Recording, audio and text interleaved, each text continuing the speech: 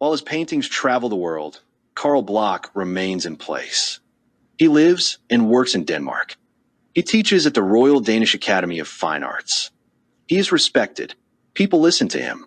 He is considered an authority, but it is a quiet respect, not loud fame. Bloch does not become a public figure. He does not travel with exhibitions. He does not build a legend around himself.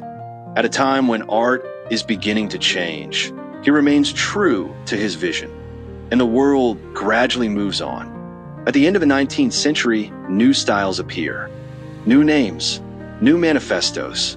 Academic painting begins to be perceived as something from the past, and with it, Bloch's work is pushed into the background.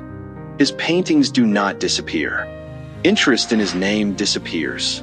Bloch died of cancer on February 22, 1890. His death came as an abrupt blow for Nordic art, according to an article by Sophus Michaelis. Michaelis stated that Denmark has lost the artist who is indisputably the greatest among the living. Kind stated in his eulogy at Bloch's funeral that Bloch stays and lives. He is buried in Copenhagen. History goes on. And it is after his death that something happens that seems almost like a joke of time. His paintings begin to live more actively than ever. They are reproduced in print. They are used in sermons. Scenes from them are filmed for religious films. Bloch's images become part of popular culture.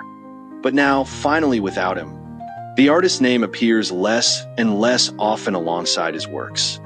For most people, these images simply have always been there, as if they existed before anyone painted them. And here we come to the final question. Can this be considered a failure? Or, on the contrary, is this the highest form of influence when your work enters the world so deeply that your name becomes unnecessary?